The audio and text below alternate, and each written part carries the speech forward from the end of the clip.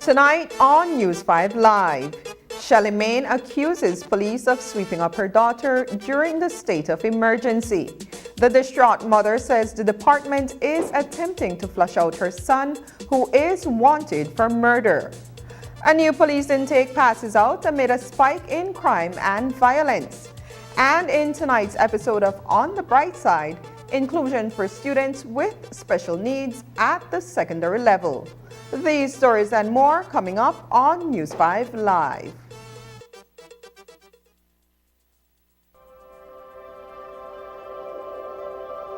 For 19 years, SMART has been the pulse of our nation. A journey of growth, innovation, resilience, and unity. From the first call that bridged distances to the data that brought us closer than ever, SMART has been there, weaving threads of connection across our beautiful land. We have been active in providing innovative solutions to enhance our customers' lifestyles. Over the years, SMART has developed and provided various services to meet customers' needs. To the dreamers, doers, and the believers, thank you for making SMART a part of your story. For 19 years of trust, loyalty, partnership, and shared experiences. As we celebrate 19 years of connecting lives and dreams, let's keep the rhythm alive. Together, let's continue to shape our future one connection at a time. Come and be a part of the SMART family, where we empower you and our country today, tomorrow, and beyond. SMART, bringing people together.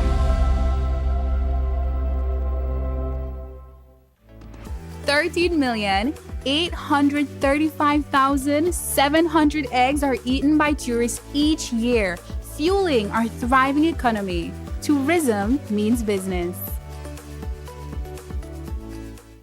Watch The Truth of God with Pastor Gino Jennings of the First Church of Our Lord Jesus Christ every Sunday morning at 8 a.m. exclusively on Channel 5 Belize. The Truth of God with Pastor Gino Jennings every Sunday at 8 a.m. on Channel 5 Belize.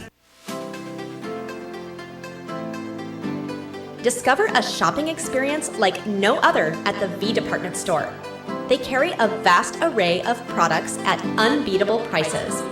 Elevate your shopping journey with affordability, diversity, and accessibility at the V. Conveniently located at 1745 Coney Drive in Belize City.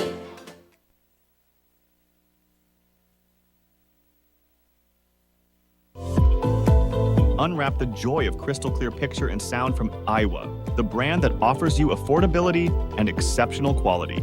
Iowa has a wide range of exceptional products to choose from, such as TVs, speakers, headphones, home appliances, and much more at affordable prices that won't break the bank. Enhance your audio-visual entertainment experience with Iowa, and for your convenience, parts are readily available in country for hassle-free maintenance. You can find Iowa products at your local electronics store countrywide.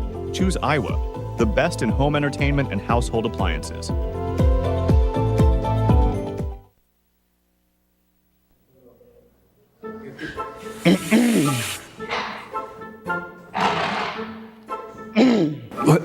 Well, sir, I really did go through some stress with my barber.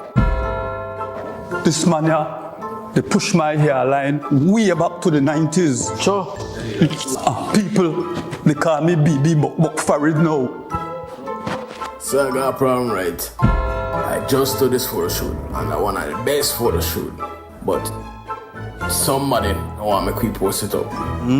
I just tired of this, man. I don't want to tell her to catch me on my way. I stopped at the shop and tell the lady I want $5 tacos. You could imagine when you give me? No paper. What the your problem? Honestly, life good for me over here. I just upgraded to the DigiOne Elite. I have unlimited postpaid plans, DigiTV, free home phone, and the fastest home internet. I go and upgrade mines now.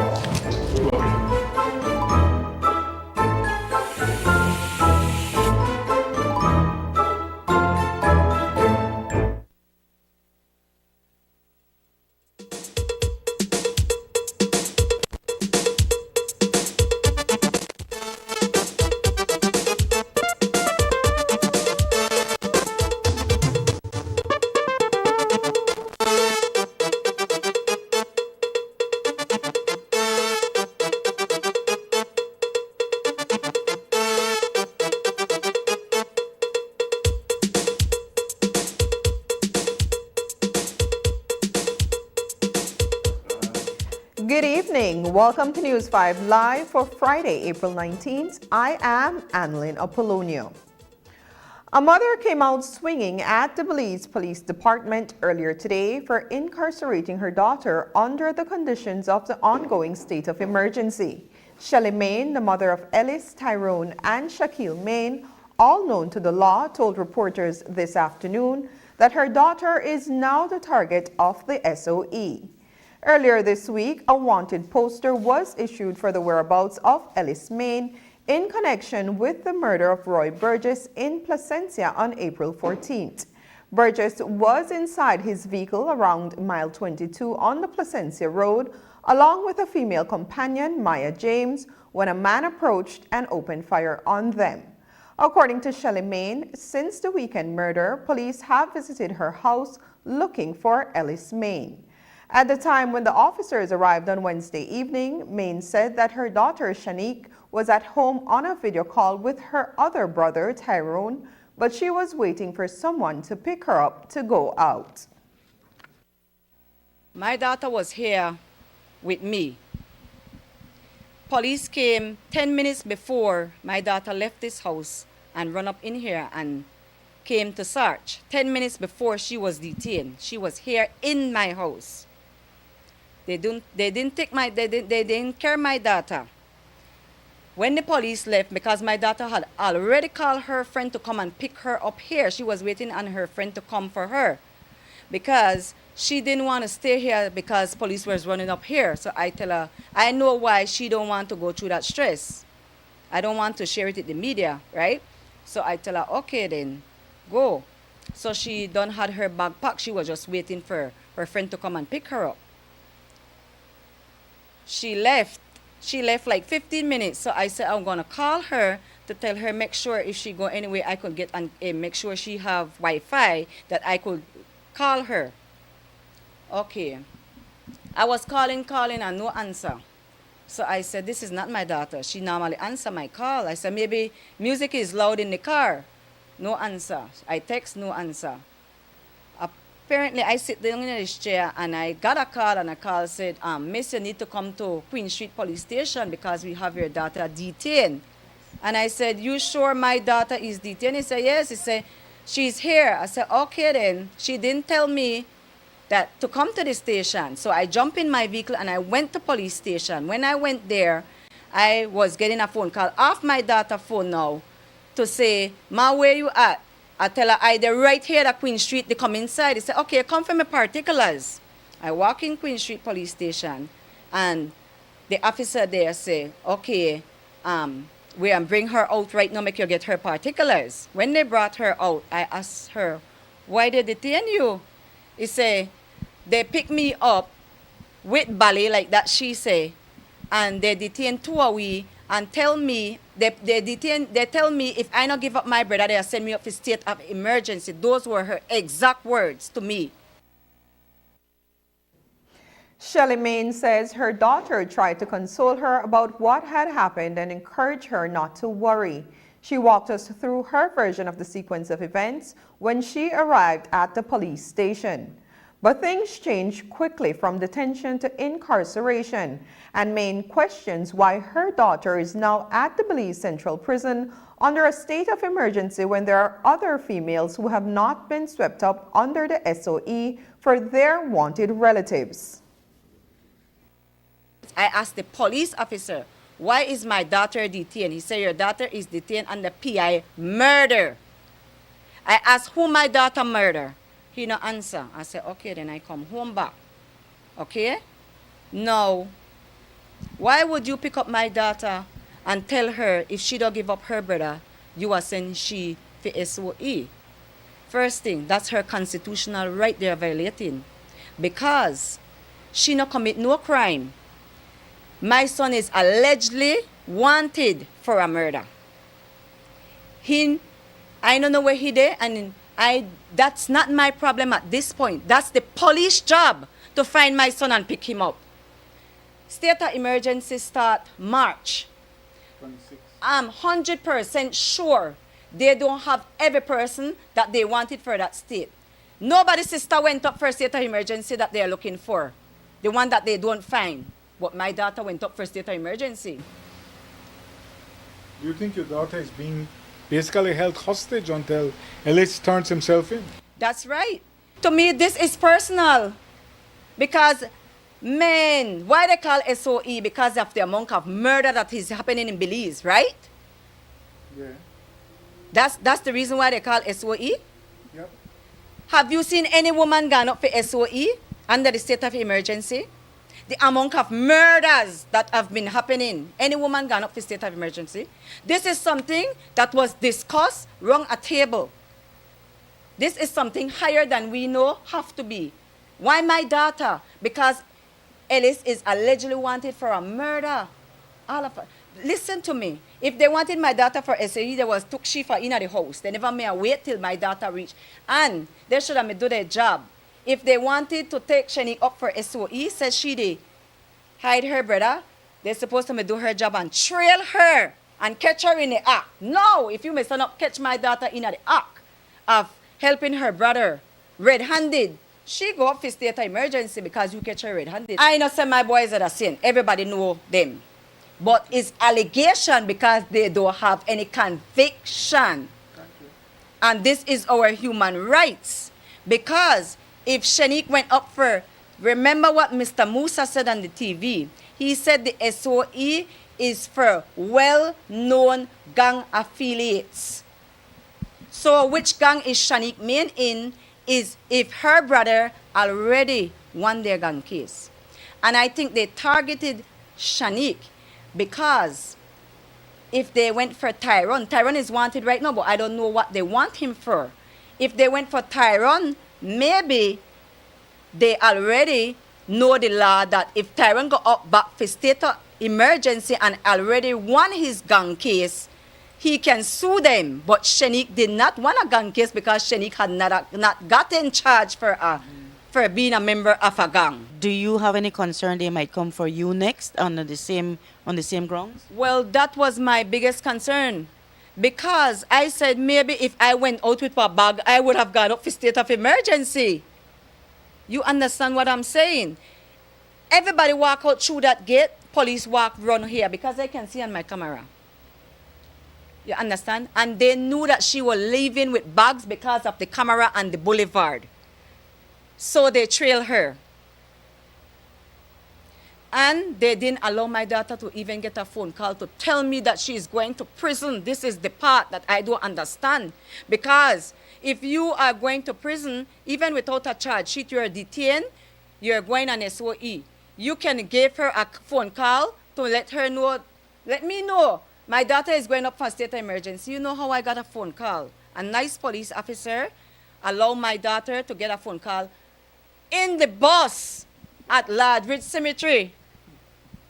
And all I heard was, "Ma, they take me up for state of emergency, don't worry about me, I good. You just take care of yourself. I could handle this." On Wednesday, Commissioner of Police Chester Williams indicated that the police had charged 3 persons in connection with a stash of drugs and high-powered weapons on an island. The island turned out to be St. George's Key. The men are Edwin Flowers, also known as Drive, Gaston Barrow, and Kenyon Dominguez. They have been remanded on drugs and gun-related charges until July 22nd.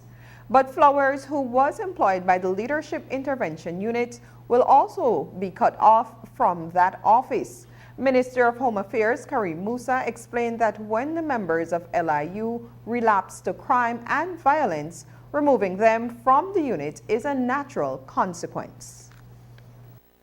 It pains me a lot as minister because we have been working a lot over the past few years with some of these young men, not all of them, who have indicated that they do not want to lead this life. And I could tell you right off the bat that last year PIV was extremely quiet, was extremely dormant. They were complying, they were a part of the LIU, they were active in positive ways, and so it is very disturbing. But if you have been following the trends lately with the passing and the murder of Jose Matos, there was left a huge void. As you might have known, Mr. Matos was a major supplier in Belize, and so perhaps the temptation got the better of them, and based on these high-powered weapons, it's quite possible that this new group is working along with cartel elements, and so we have to look at that possibility because these guns just don't show up just like that. And as you know, the cartels are always looking for someone to work with for the illegal supply of cannabis. And it's been something I've been saying since day one when we got into office. This illegal trade of cannabis is killing so many Belizean young men because of the turf wars that are happening. And so if you analyze the situation, there seems to be some sort of a transfer of power when it comes to this particular trade. And we will do our very best from the police department to nip it in the bud and to go after these bad actors, because while last year you might have been complying, clearly this year you're not. Dean Slusher, a convicted murderer, will serve a fixed sentence of 30 years in prison. That was the decision handed down by Justice Nigel Pilgrim today. Slusher was found guilty of the murder of land surveyor Philip Chin in 2004, 2 years after land surveyor Philip Chin was shot and killed during an armed robbery. That incident took place in February 2002 when Slusher, then 19 years old, lured Chin using a honey trap to rob him of his firearm. He was initially sentenced to death, and that judicial punishment was later varied by the Court of Appeal to life in prison with no minimum term. When Slusher appeared before the High Court today, he was given a permanent sentence of 30 years in prison. Slusher was represented in court today by attorney Dale Cayetano. A substantive extradition hearing for Nimrod Tillett, accused of killing a woman in Mexico, will commence on June 5th before the Chief Magistrate. Tillett is being represented by British barrister Tim Prudhoe of Turks and Caicos. The process to extradite Tillett began back in January, and he was recently handed over a bundle of evidence containing 150 pages as evidence that the government is relying on for his handing over. In court today, Tillett complained about his present medical condition, informing the Chief Magistrate that he is unable to access medication at the Belize Central Prison. Tillett's attorney was instructed to submit to the court in writing all submissions by May 5th, while attorney Stacey Martinez, who represents the Attorney General's office, should respond and make submissions in writing by May 30th. Tillett's attorney spoke with the media following the adjournment. Sir, we need to understand that the client does have some complaints about his condition. Could you tell us a little bit about that? Well, there's no secret that he was badly hurt last year, and he's concerned what will happen if he has to enter the Mexican prison system in that type of condition. So one of the issues in the extradition is to whether or not there'll be adequate care if he was to be extradited. Sir, let's talk a little bit about how you got involved in this case. An agency had reached out to us saying that you have some level of expertise in difficult cases. How did you get involved? Yeah, I'm an English barrister that's done similar sorts of work elsewhere in the Caribbean. And I'm also admitted here in Belize as a lawyer. And I was asked if I would take the case, and I said yes when I found out the facts. So it wasn't very difficult. It's obvious to me that there are issues in relation to the extradition that need to be raised in court, which is what we'll do on the 5th of June. Sir, based on the level of experience, you come very qualified in dealing with this sort of matters. Can we have your professional opinion on Mr. Tillich's case? You mean the prospects of being extradited? Yeah, I'm afraid I'm not going to be able to guess on that. Sorry about that. No, but I mean in terms of the for a lot of our readers, extradition is a topic that is the esoteric to them. You know? Yes, extradition is simply an agreement between two nations to have someone taken to that other country to face trial. In order for them to be successfully extradited, the offence for which there is to be a trial in the requesting country has to be a crime here in Belize. So that's going to be one of the issues in the case. And then one of the other issues in the case will be whether the exemption that your legislation provides for signatories to certain conventions fits, if you like, with your constitution. So there may well be an issue under the first part of your constitution in this case. Coming up, 231 new police officers in Squad 97. Hello, friends. This is Dr. Bob Roberts with another 60-second sermon from God's Word. The Bible says, "Then spake Jesus again unto them, saying, I am the light of the world. He that followeth me shall not walk in darkness, but shall have the light of life." Jesus has not only come to give us life, but to give us light. And the moment we trust Him, He comes into our lives and turns the switch on so that His life can shine through us. In Benjamin Franklin's day, the streets of Philadelphia were dark after sunset. At nighttime, pedestrians had to walk cautiously to avoid rocks and holes. Concerned about his neighbors, Franklin placed a lantern outside his home to help people see as they walked down the street at night. Soon other Philadelphians were putting up their own lanterns, and after the sun set, the whole village became a place of illuminated safety. We live in a world that is dark with spiritual ignorance, with people stumbling along, living aimless lives filled with despair. We may not be able to expel all the spiritual darkness that has permeated our society. However, we can let our lives that have been redeemed and ignited by Christ be a lantern for someone struggling in darkness. May God help you to light your lantern. Today's 60-second sermon has been presented by Dr. Bob Roberts and Christian Foundations of Faith. Hey Belize, come join us at the Belize Earth Day, a creatively green pop-up happening at the Memorial Park on Saturday, April 20th from 10 a.m. to 5 p.m. Shop from a wide selection of eco-friendly boots like Sol handmade clay jewelry, Hello Body Belize, Naturally Belize Cosmetics, Belize Eco Bag, Zero Belize, and so much more. Enjoy delectable food and beverages from Don Ceviche, Iguana Stop, Brain Freeze Margaritas, just to name a few. Live performances by QB and Band, Britney Starr, and Yes Talia. For more details, call us at 227-2420. The Belize Earth Day Pop-Up is brought to you by the Belize Tourism Board in partnership with the Belize City Council. Sponsors include DigiOne Elite, Coca-Cola, and the Belize Waste Control Limited. See you on April 20th at the Memorial Park. Global rise in temperatures due to climate change increase the severity of dry weather conditions experienced in Belize. Forest fires, dust buildup, and contamination of our power lines can result in power interruptions. At BEL, we continue to do our part to minimize the impacts of challenging weather conditions and improve the reliability of our power line system. You can help.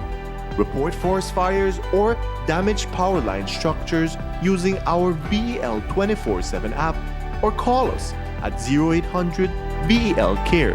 That is 0800 235 2273. We continue to serve you. A passing out ceremony was held today for 231 new police officers at the National Police Training Academy. They are Squad 97. This is the largest group of police recruit squad in the nation's history. Additionally, Squad 97 also has more women police officers passing out than any recruit squad prior. Today, family members and friends of these recruits gathered on the compound in Belmopan, beaming with joy and pride, and they celebrated their achievements. Also present was Karim Musa, the Minister of Home Affairs. He addressed the gathering.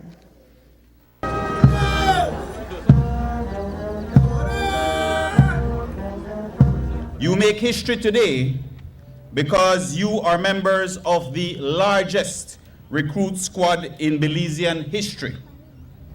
Today, we are honored to welcome a cadre of 231 new police officers. More significant than that, Squad 97 has proven to be a squad of firsts, with an unprecedented 57 of its trainees being women. This constitutes nearly 25% of the squad, surpassing the United Nations standards of just 20%. It is our hope that with steps such as these, we are planting the seeds of someday, sooner rather than later, having our first woman commissioner of police. Today, however, I want to answer the question, what is a police officer for anyways? Graduates, a little under a year ago, I stood here to remind Squad 96 of a seminal message. Your job is the business of security, but it only becomes meaningful when people feel safe. You must remember, you are many things to many people, but primarily among these, you must remember that you are professionals. Over these last few months, you have been given the skill set to operate in any situation, ranging from basic first aid, public relations and communications, and even financial literacy. All transferable skills meant to make you resilient in any community setting. At today's police passing out ceremony, Dr. Priscilla Brown, the Dean of Academics at the National Police Training Academy, spoke about the caliber of training Squad 97 received. She noted that each new officer received instructions that meet regional and international requirements. We also heard from Abel Navarrete, one of the members of Squad 97. Here's what they had to say. Our training curriculum and the field training officer program represent the quality, standards, and competency for exemplary law enforcement. I have monitored the instructional delivery to ensure that every instructor taught to regional and international requirements. Therefore, it is an honor to confer on you, Squad 97, all the rights, privileges, responsibilities, and obligations thereunto. This conferral includes a commitment to duty and upholding high moral standards. You are reminded that you're expected to demonstrate unwavering commitment and exemplary service to the country and people of Belize. As Theodore Roosevelt once said, "It is hard to fail, but it is worse never to have tried to succeed." This is the exact same sentiment that led all my fellow companions of Squad 97 in through those gates into the National Police Training Academy on Sunday, September 17th, 2023. 239 men and women willing to lay everything on the line, leaving family, friends, and loved ones behind to commence a 7-month training in hopes of pursuing a noble profession as an officer of the law. We all entered this academy as civilians, and the transformation to becoming a police officer has been a vigorous and timely process. We were pushed physically and mentally beyond our limits. The news this week that a police constable was charged with engaging in an unnatural crime with a 15-year-old boy at the Punta Gorda police station raised the ire of many individuals who lashed out on social media against the policeman.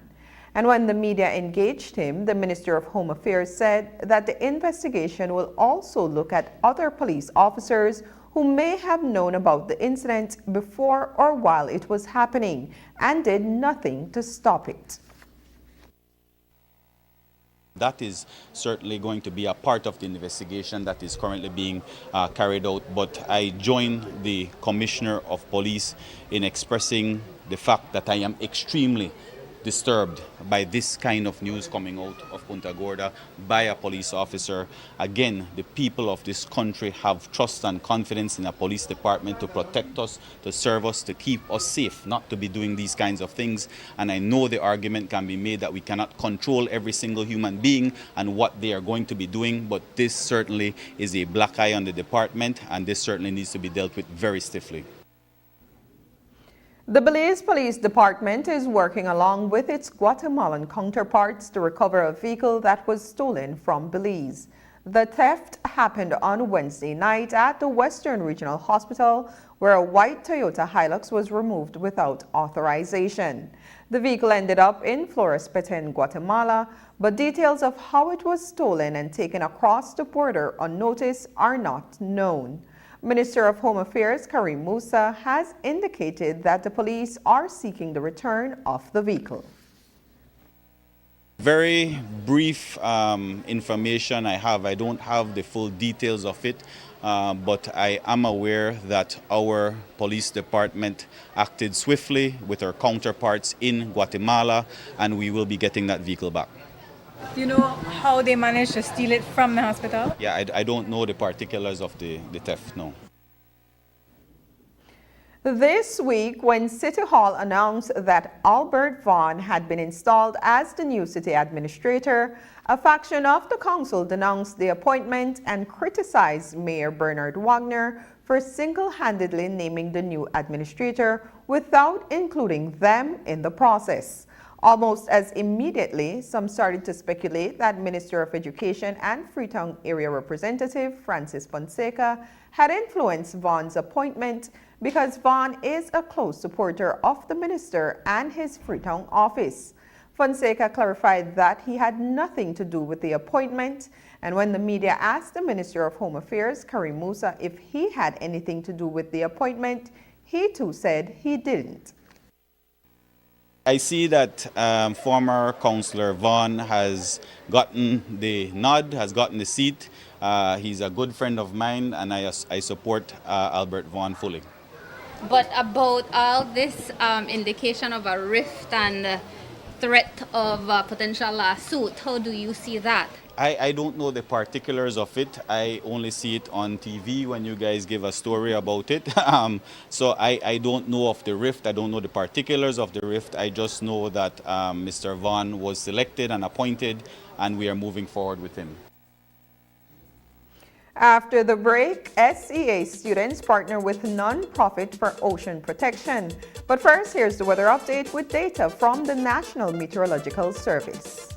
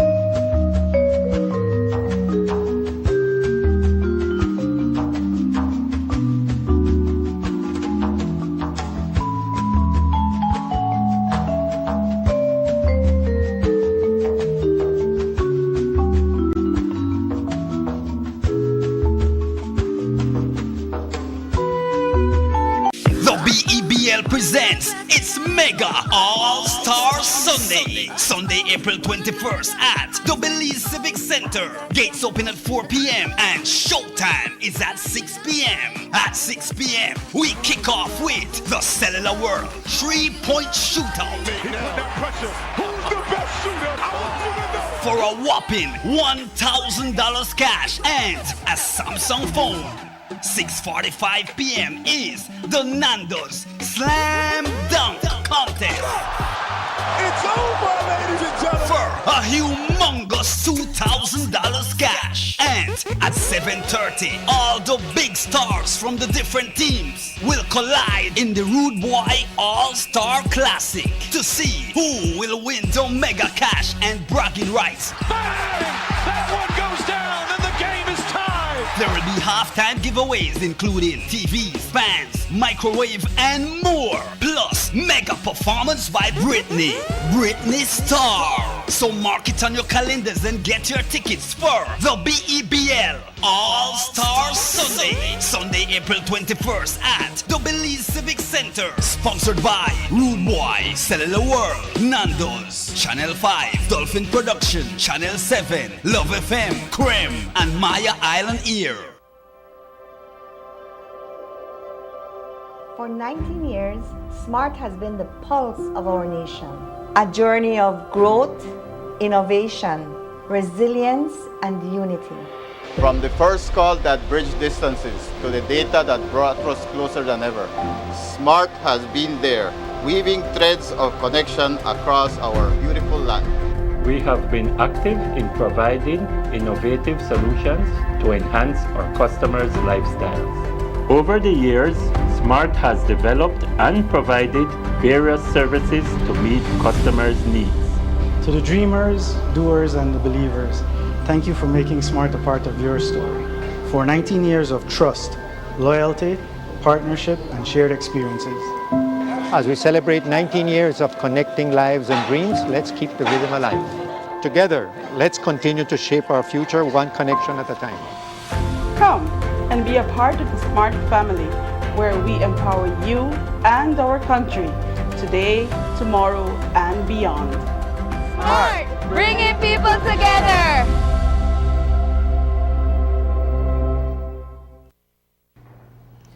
Taking care of the ocean is a global effort. This is the lesson being imparted to 170 first form students at St. Catherine Academy by a team of volunteers from Saltwater Classroom, a non-profit organization.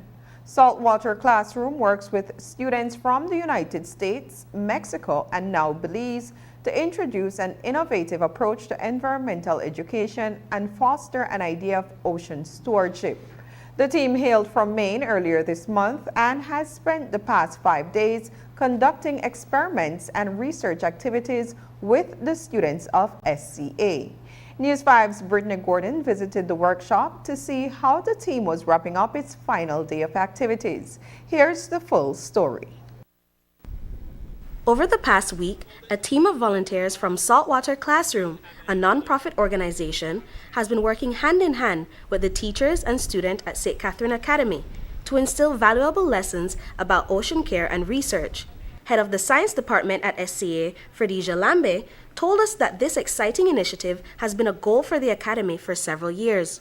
So in this week, a very exciting week, we're having a 5-day-long workshop with our first form students. It's a group from Maine called Saltwater Classroom, and it's really just a workshop on ocean science, teaching our students a bit about the ocean as a global system and about ways to conserve and protect our oceans. Talk to me about this group that came in. How did you get in contact with them? What kind of things are they teaching them? So this has been a long anticipated project over about a span of like 3 years before I was even here.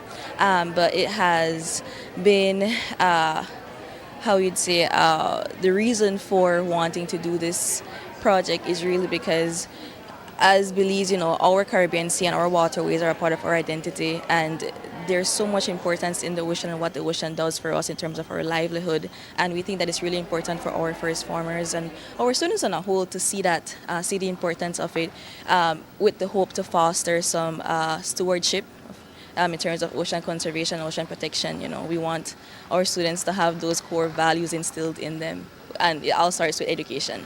Founder and Executive Director of Saltwater Classroom, Alexandra Dudera, said that what drives her and her team to bring these lessons into classrooms is a desire to unite people in protecting a resource that is vital to everyone's survival, no matter the age or where they are located. We really see the ocean as a global unifier. We, no matter where you live, are dependent on the ocean and connected to it in many ways. So we see this as an opportunity to come together and bridge geographic distances and cultural divides and really unite over a passion for the oceans, a commitment to their stewardship, and this desire to keep learning. Today was the final day of activities for the students. Dudera explained that this activity is a culmination of the week's lessons, allowing students to apply the lessons learned to create real-world solutions for issues plaguing the environment. So today, one of my favorite lessons, the students are asked to choose an issue that is important to them, whether it's habitat destruction or plastic pollution or microplastics, and then spend some time brainstorming their own unique solution to the problem. There's 5 different types of solutions, so a media or awareness campaign, a law or policy, an education strategy, a redesign, or an innovation, something totally new. So that's what they're working on right now. 6 first form classes consisting of about 170 students participated. We spoke with Cassidy Centino, who shared what she's learned from the experience. Just recently, they took us to the seawall to perform different things with the seawater, such as checking the salinity, acidity, and the temperature. What's something that you've learned as a part of this program? Well, I've learned many things because I'm not too familiar with the sea. So everything that I have learned is new, such as major oceans, accessory oceans, and just different facts about them. Another student, Addison Hiron, also shared what she's learned from the workshop and explained why she believes activities like this are important to participate in. We also learned how to label a fish or different types of fish. We also did learn how to check the temperature of the water, the acid, and stuff like that. Why do you think it's important to participate in activities like this? I think it's important to learn activities like this because it is a part of our world, and we need to show the world is important of it, because we're polluting the waters and stuff like that, and then we need to show it's a major part of the earth. Saltwater Classroom has been in operation since 2018 and works closely with schools in Mexico as the curriculum is available in Spanish. Dudera said that Belize is the second international country the team has partnered with. We did our first program in 2018 in Maine, and we've been steadily growing since then. In addition to many programs in our home state, we have a really strong relationship with a school and a community on the Pacific coast of Mexico, so we've taught there as well. But besides the United States and Mexico, Belize is our third international destination. Brittany Gordon for News 5. The InfoSegura project is a regional strategic partnership on citizen security. It has been central to enhancing the capacities of key institutions, ensuring the security of Belize's citizens over the past decade. Today, the Ministry of Home Affairs and New Growth launched the 4th Belize Forensic Science Symposium as a part of the InfoSegura project. Here, key stakeholders gathered to showcase how public service data from forensics, law enforcement, and health systems can be used to support evidence-based decisions and policies to achieve better citizen security outcomes. News 5's Brittany Gordon attended the symposium at the UB campus in Belmopan to hear firsthand how this data is being used. Here's the story. Today was the launch of the 4th Belize Forensic Science Symposium held at the University of Belize in Belmopan. It is a part of the InfoSegura project, which is funded by USAID and implemented in Belize by UNDP, with the goal of ensuring the security of all Belizean citizens through data-driven initiatives. Executive Director of the Belize National Forensic Science Service, Jian Cho, further detailed the project.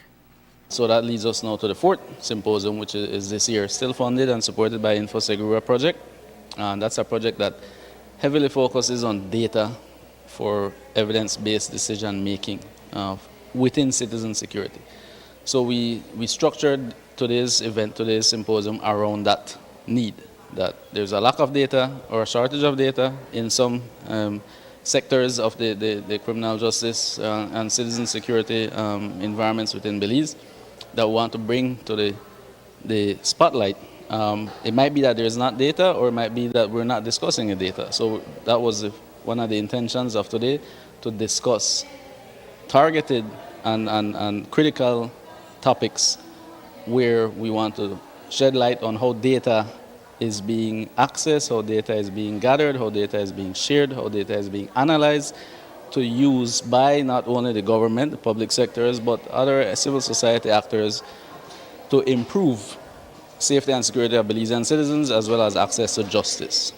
Cho said that data is a vital part of citizen security, and in order to strengthen the initiatives backed up by data, various stakeholders must be involved in these discussions, such as the public and private sectors, as well as academia. Why do you think it's important to bring in the academia into this discussion? A big part of the discussion was using data for research. Belize is not a research-heavy culture. I keep saying that. I'm Belizean, proud of my country, but we need to do more research. We need to rely on data. We can't go based on what the social media influencers are saying. We can't go based on what our gut feelings are telling us. We need data. We need hard data. We need research to back up some of these initiatives and to monitor and evaluate if they're being effective. Right? An example I used this morning was we used some data to justify getting approval from the Ministry of Finance to purchase rapid DNA technology for forensic department versus investing in the full forensic DNA workflow at the onset. We can start with something that has proven results in other countries called rapid DNA, which is a much faster turnaround time. So examples of that we want to emphasize. Yes, we have data. Yes, we're doing analysis, but academia is important to do research and improve the confidence that our stakeholders or clients have that these initiatives are actually working. The symposium covered 5 key topics that were brought in by experts from different sectors to discuss the data and programs that are supporting the data.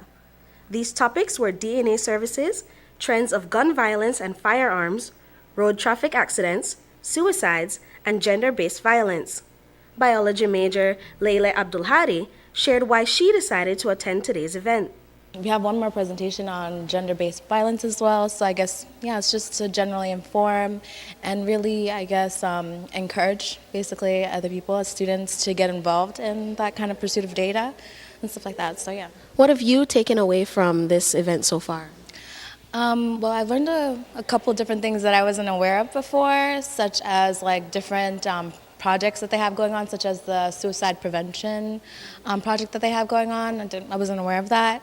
And just different new things that they have in the works, such as for the traffic incidents, different projects and ideas that they want to do to improve our infrastructure, policies, legislation, stuff like that. Brittany Gordon for News 5. When we return, Belize Bank opens branch office in Key Calker. At The Oasis, we believe in the art of celebration. Our exquisite range of wines adds a touch of elegance to every celebration. Elevate your sports night with the finest spirits from The Oasis. Savor the victory with every sip. Love, laughter, and the perfect blend. Whether it's a romantic evening or a casual get-together, our spirits set the mood. The Oasis is your destination for all occasions. Visit us today and discover a world of taste, quality, and elegance. The Oasis, where every bottle tells a story.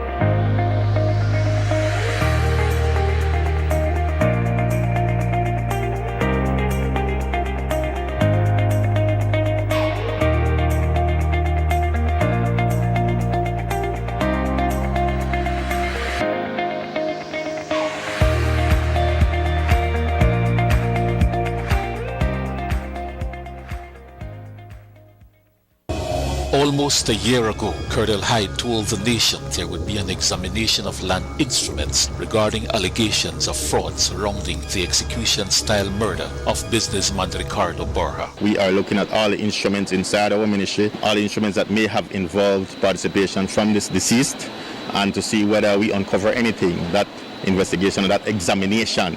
We don't want to call it investigation because police does investigation. Hyde still has not reported back to the nation on any findings, leading us to conclude no such examination ever took place. Now, another execution-style murder, which has just occurred in Dangriga, is once again being attributed to land fraud at the Ministry of Natural Resources. The unprecedented corruption and criminality inside the Lands Department is costing lives, and as the minister in charge, Colonel Hyde needs to do something about it. Or are we to conclude that he is okay with it?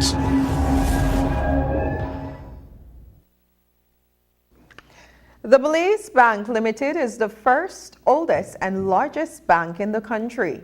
The bank continues to grow, and on Thursday it added one new branch to its operations. Keycocker Village now has a Belize Bank branch office. It has been 6 years in the making, but is only now being realized due to several delays. The first delay was brought upon by the COVID-19 pandemic. Post-COVID, there has been a boom in the tourism sector on the island and a shortage of available properties. Well, all that has been worked out, and on Thursday evening, the Belize Bank Limited officially inaugurated its Keycocker branch office to bring their services closer to their clients on the island. News 5's Paul Lopez was there. He filed the following report. The Belize Bank Limited inaugurated its first branch office in Keycocker on Thursday. We must acknowledge a well-established institution, the Belize Bank, for finally making Keycocker their home. Selene Villanueva Pot, the chairlady of Keycocker Village Council, addressed the gathering. She explained that the business community on the island is rapidly expanding. Pot noted that the bank's physical presence provides an alternative banking experience for residents. I am sure the business community is grateful for the alternative of a third banking institution. This allows for options and create a competitiveness among the various banking institutions, which allow for further benefits to the business community of better interest rates on loans and additional services. The presence of Belize Bank also indicates a growing Keycocker stable economy. Another institution also gives the business community an opportunity for further growth and expansion as more options allow for better rates for customers. The newly inaugurated Belize Bank Keycocker branch office is located at the center of the island on Capoose Street. An automated teller machine is situated on the building's exterior next to the entrance. Belize Bank customers can now withdraw directly from their accounts as opposed to using the services of another lending institution. Inside, customers will be able to take advantage of the services Belize Bank offers at any of the 3 customer representatives or the tellers. Imer Cordova has been appointed as the branch manager. The Belize Bank has opened a full service branch. As you all are aware, we're operating and we provide a wide range of products and services for you all. Our doors are open to serve you all as part of our financial inclusion, vision, and commitment to the country of Belize. The opening addresses the rising demand for financial services in this popular tourist destination, benefiting both you guys, the locals, the business owners, and as well those who visit and fall in love with this lovely island. Access to finance is crucial for community economic development, enabling individuals and businesses to manage their finances and achieve their goals. The small, relaxed island is favored by budget-friendly travelers looking for a laid-back vibe along the shores of the turquoise waters of the Caribbean Sea. The island stretches for approximately 4 miles and offers visitors activities both at sea and on land. The primary industry prior to the tourism boom was fishing. So, what took the Belize Bank so long to establish a branch on the island? That's what we asked Filippo Alario, the executive chairman at Belize Bank Limited. We started to look at Key Caulker as a place to open a branch for many, many years. I mean, we have seen the development. What caught us a little bit off guard was COVID. That was almost 2 years. And then when COVID finished and we started to see a little bit of an uptick on people coming back to the island, the development, I think, was so high that it was difficult finding a place. So we finally found the right location. I think we're in the middle of the island, and we're extremely excited to open. A little bit overdue, but we are here to stay. We're here to support the business community. We're here to support our digital transformation, our digital products. There are many, many small businesses that are dealing with international tourists, and they require the right tools to be able to provide them the service that they need. Chairman Alarius says that with a physical presence, the bank's digital services will expand on the island. We opened several months ago, and it has been a success. I mean, we have been able to give people a choice, and a choice is always good. We think that the growth that Key Caulker has experienced will continue. Being the bank that is focused on digital transformation, we feel that we are needed here physically to make sure that we can push all of those products. Reporting for News 5, I am Paul Lopez. The Social Security Board, including Chief Executive Officer Deborah Ruiz, met with reporters earlier today for a media mixer, during which several issues relating to contributions, pension, and investments were discussed. According to CEO Ruiz, SSB has been putting together a comprehensive strategy to ensure the welfare and security of Belizean citizens, particularly those who are vulnerable or living in poverty. It aims to provide a safety net that helps individuals and families cope with life's uncertainties, such as unemployment, illness, disability, or old age. We have been working this past year on a national social protection strategy. It is key that people appreciate the value that social insurance can bring to them, and for them to understand that the contribution that they make, that the Social Security Board is making investment so as to minimize the need to go back to them for any contribution increase, and still being able to pay a benefit that can satisfy the income replacement needs in the future when they need it. How do we go about changing that perception that Social Security play with their money? Yes, and part of that process are sessions like this where we are able to engage and explain our process. We also have our annual SSB Connect, where we do have a physical presence, but we also stream it live on Facebook, where as part of our mandate, we give the annual report summary to the people in terms of the performance of the fund, all the different investments that we have made. And as you know, part of the process right now, which is a little cumbersome because it has to go through a process in terms of the turnaround of how we can respond to applications to notify people of how the fund, the board intends to invest the money. So right now on our website, the financial statements are available.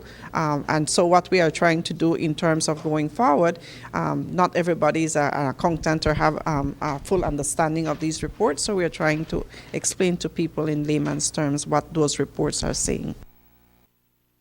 According to CEO Ruiz, the Social Security Board has assets of roughly $100 million that can be converted into cash for investments in various areas of business.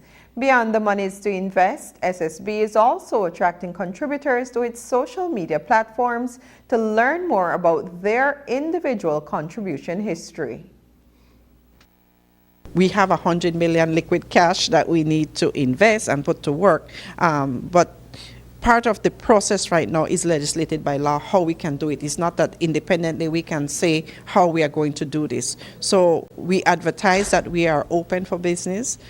We are looking at viable proposals, but it has to go through a process, as you know, because of the framework. So we come in, we assess your ability to even make the loan, that you qualify, you have meet all your legal obligations, that due diligence assessment is done, and then we publish in the public domain, and based on feedback, if it clears that, then we are able to go ahead with the investment. So it has to go through that process, which can be a bit bureaucratic in terms of the turnaround time. And of course, it opens businesses up to public scrutiny, and some businesses who are very viable don't want to go through that. So that has been a stumbling block for us in terms of, we have started the conversation, and when they find out that it requires this public scrutiny of they don't want. So that has been a stumbling block, honestly. What are you all hoping to do in order to get more people to log in to the Social Security page and start to interact with their contribution history? Well, part of that process, we are on Facebook, so we will continue to provide information through those and the other social media channels. But we also want to engage with people directly. So we are proposing to do more town halls, to actually go in and sign up and have people recognize how easy it is to go online. But for those persons who are unable to do so, we want to put kiosks in our offices, and we are even exploring strategic points where we can go in and have a unit set up that people can go in within their own communities to access the internet services, to go online and check their information. Up next in this week's episode of The Bright Side, we're sharing ESTM's peer support program. Hey Belize, come join us at the Belize Earth Day, a creatively green pop-up happening at the Memorial Park on Saturday, April 20th from 10 a.m. to 5 p.m.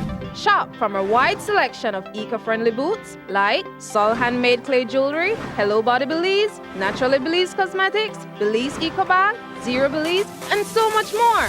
Enjoy delectable food and beverages from Don Ceviche, Iguana Stop, Brain Freeze Margaritas, just to name a few. Live performances by QB and Band, Britney Starr, and Yes Talia. For more details, call us at 227-2420. The Belize Earth Day Pop-Up is brought to you by the Belize Tourism Board in partnership with the Belize City Council. Sponsors include DigiOne Elite, Coca-Cola, and the Belize Waste Control Limited. See you on April 20th at the Memorial Park.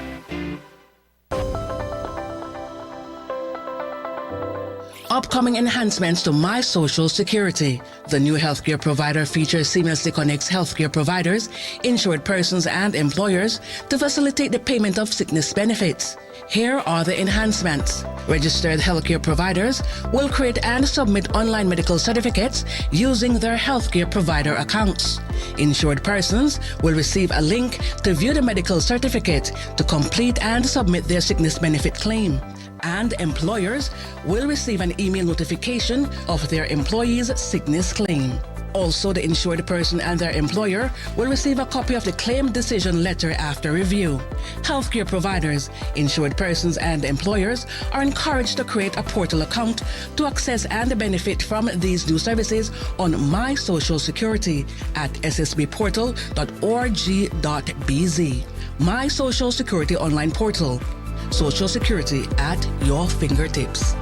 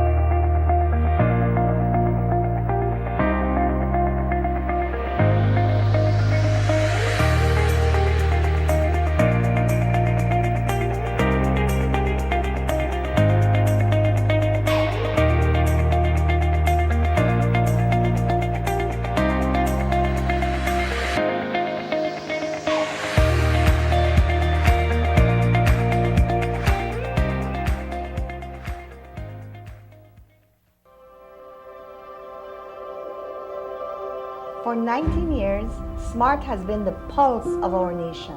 A journey of growth, innovation, resilience, and unity.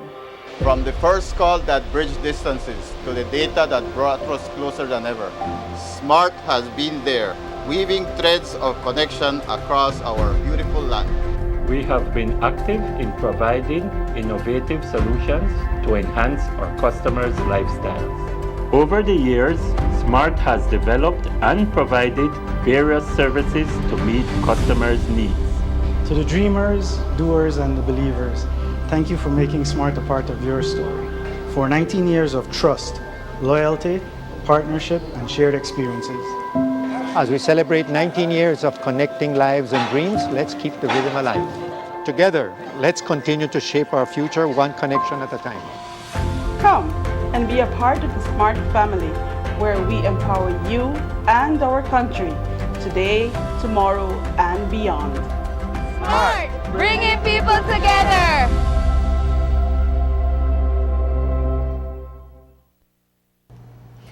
Escuela Secundaria Técnica Mexico has taken strides in fostering inclusivity within its student body through its innovative peer support program.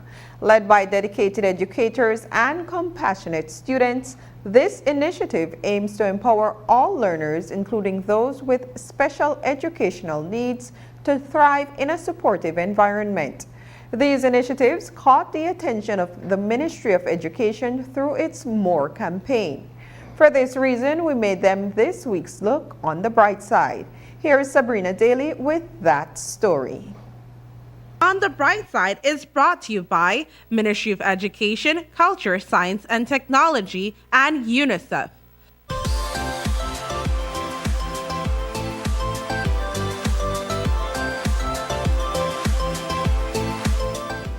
At Escuela Secundaria Técnica Mexico, inclusivity isn't just a buzzword. It's a way of life. Through a groundbreaking peer support program, students like Jocelyn Moreno are breaking barriers and fostering connections that transcend labels and limitations. I represent the special needs beyond my half because I know how it is, yet that I suffer with one of their conditions. And I know how it is to feel like one of them. And so we want to breathe in. Moreno's empathy and understanding make her a valuable resource to her colleagues. As a peer helper, she offers practical advice, a listening ear, and unwavering support, bridging gaps and fostering a sense of belonging for all. Like if they need any support, I'm there. If they want to talk to me, they come, they talk to me. I just give them a little advice, like what to do if they're having a nervous breakdown, or what they do when they're nervous and they have a presentation. I give them some tips. Arlene Pelayo, a counselor at ESTM, speaks passionately about the program's mission to empower students with special education needs. For the past 2 years, we have included some ESEN students in the program, and the main purpose of the program is to have them work and develop skills, attitudes in order to be able to interact with other students and to be able to be agents of hope, encouragement, and change. It is very important for our students to be equipped with skills so that they can then in turn act as coaches. For especially here at Escuela Secundaria Mexico, our student population is very big, and so with myself and Ms. Shera working in the counseling area, they then allow us the opportunity, or they help us in helping other students when it comes to having that support. Efforts such as those undertaken by Escuela Secundaria Técnica exemplify a commitment to doing more, reflecting the principles of the Ministry of Education's MORE campaign. Acting Principal Gianni Gomez elaborated on the approach, noting that teachers carefully draft lesson plans tailored to accommodate students with special needs. We've been a school of inclusion from day one. We've had teachers actually that have that have tried to find a way to include students that are special needs.